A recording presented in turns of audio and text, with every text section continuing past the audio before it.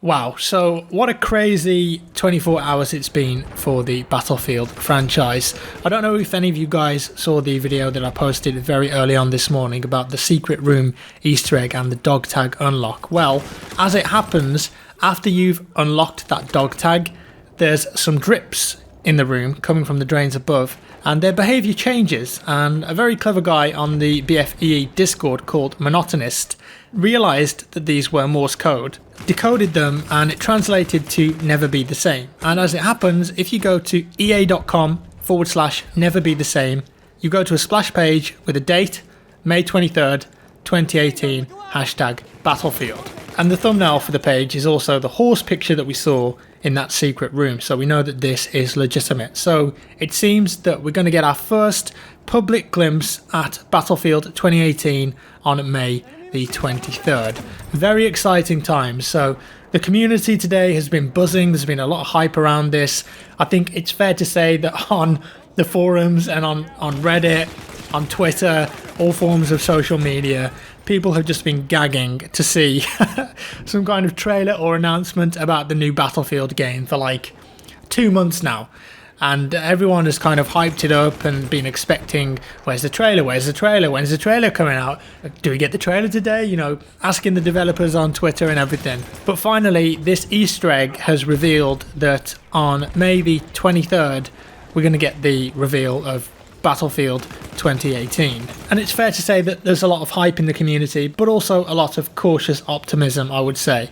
Not everyone likes the way that the Battlefield franchise has gone recently. BF3, BF4, BF Hardline and BF1 definitely more towards the arcade spectrum of games. Some say casual, some say that they're much more accessible. But I think a lot of veteran players maybe didn't enjoy BF1 because it's the kind of game where you don't really need that much team play to succeed. You can happily join a game of BF1, and if you're a semi-competent player, you can run around, take out multiple squads, have a good time by yourself, and never really have to think about team play. And I think that's why maybe a lot of veterans of the franchise didn't particularly stick with BF1, but I think there were a lot of new players that maybe jumped in BF1 and really like it. So there's definitely a bit of a split in the community. So in this video, I wanted to address some things that we've heard and read about online, and also get some of your comments on the matter too, because a long time ago, about a year ago, I wanted to do kind of like an interview series where I would just get people who watch my YouTube videos, who follow me on Twitter, and just candidly talk to them about the Battlefield franchise. And yes, it's only a game, but for some people, they're really passionate about this series, and it's one of the only games that they might play. So there's all sorts of different opinions and feelings and ideas about where the franchise is going. So I wanted to sit down with people and just ask them some questions and just see what they thought about the direction of the series. Is there enough extra maps in the game now? Are there enough weapons? Do we need weapon customization back? Where's the team play gone? Because often I feel that some players just don't get their voice heard, or they don't attempt to because they just feel like it's going to fall on deaf ears. I never got around to doing it, and I'm just going to kind of talk about that now, I think. So earlier on in this week, EA had their regular investors call, and I listened to this one live, and there were some really interesting snippets of information about Battlefield 2018 that came from Andrew Wilson, who is the CEO of Electronic Arts. And he said the following: with our next Battlefield game, the team at DICE is bringing the intensity of combat to life in new and unexpected ways.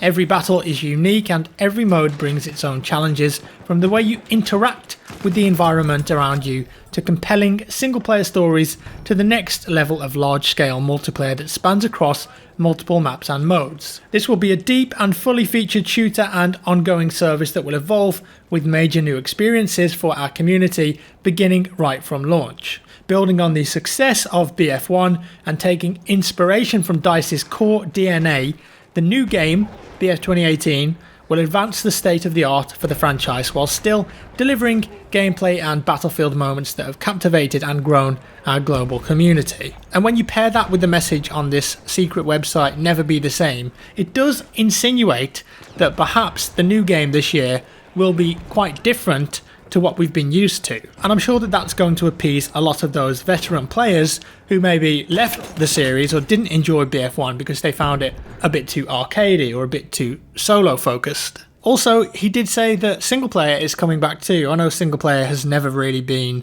a staple of the Battlefield franchise, and I think really for me the only decent single player that they've ever done was Bad Company 2. BF3 had some memorable moments, BF4 a couple, and BF1 obviously went with the War Stories model, but I only really felt like the tank mission, where you actually get to know the characters and spend more than half an hour with them, was the best one out of the lot, and the others were just kind of forgettable and not really that engaging. So that's great, they are doing single player. I'm sure there are some Battlefield fans who enjoy playing it, but of course the core focus and the majority of players will be knee deep in the multiplayer. Something else that Andrew Wilson said there too, this will be a deep and fully featured shooter and ongoing service that will evolve with major new experiences for our community. So that's pretty interesting, and I think what he's referring to there is maybe like season pass or premium. If you listened to the rest of the investors call, it really felt like EA are putting all of their eggs in the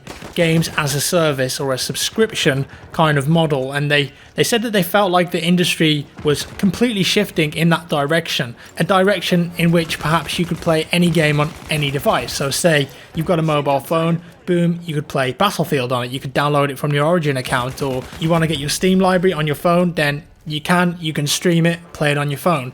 That kind of thing. If you go back and listen to it, it really feels like EA think that that's the way the industry is going to go. It's all going subscription and live service based. And with that, there are some positives for the Battlefield franchise. It probably means that there's not going to be a premium model for the new game. So that means no community split, more regular content drops, hopefully. And you're not going to have to pay extra on top of the $60 full price game than you would have had to before to get all of the extra maps, modes, guns and new content. So if that is the case, then that's a really positive step for the franchise. And then some people might say, well, doesn't that mean that there's going to be like loot crates and a load of microtransactions in the game? Well, I think that DICE have learned their lesson now after what happened with Battlefront. So I don't think there's going to be any loot crates in the game. I can definitely see there being microtransactions for sure. I think every AAA game, especially if it's a shooter nowadays, will have some form of microtransactions in the game. But as long as they keep it cosmetic only and things like squad XP boost that maybe encourage team play, then I'm okay with that. MTX, in my opinion, should be something that you can see in a storefront. You can see exactly how much it costs and what it is that you're buying. No randomness, no loot crates, and it's not going to affect anything in terms of gameplay. It's non-compulsory. If you've paid the price of the game, you shouldn't have to pay any more if you don't want to. But if you want to customize your character or change your weapon skin, whatever, then the option's there for you if you want to spend your extra cash. DICE already committed to no season pass with Battlefront 2, but unfortunately, because of the loot box controversy, that set them back months and months, I think, and the Battlefront community is not happy at all with the amount of content that's been announced and coming out. But I think that if DICE can nail this at launch and have a long-term feasible plan in place for regular new content drops, this could be something really cool for the Battlefield franchise. We haven't had a non-premium game since BF3, as far as I can remember.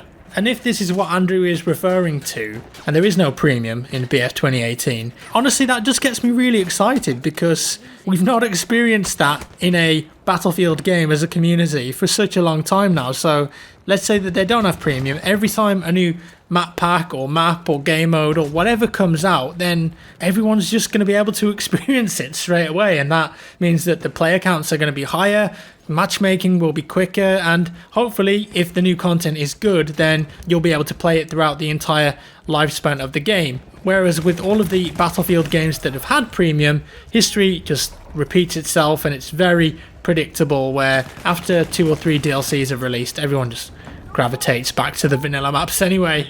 Let's keep an eye on that one for sure.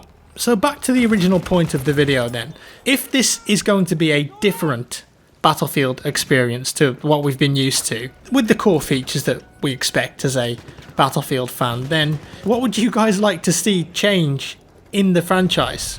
Do you want to see more of a focus on team play?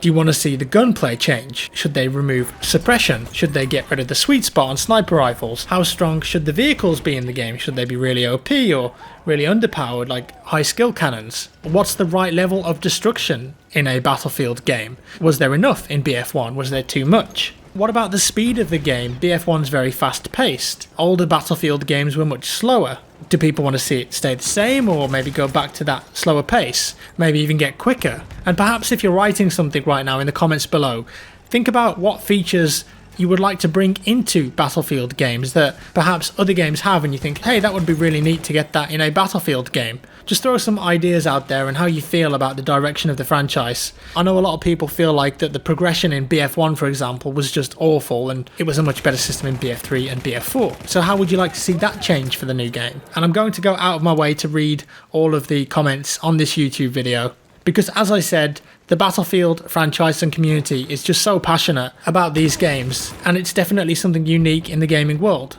I'm going to wrap things up there, guys. I don't want to be talking for too long because I could literally waffle on about this subject for hours and hours, and I know you don't want to sit there and listen to that, so I'm going to wrap it up here nice and tidy. Please do let me know your thoughts down below. I honestly think that the Battlefield community is something unique, and it has the most passionate gaming fans out there.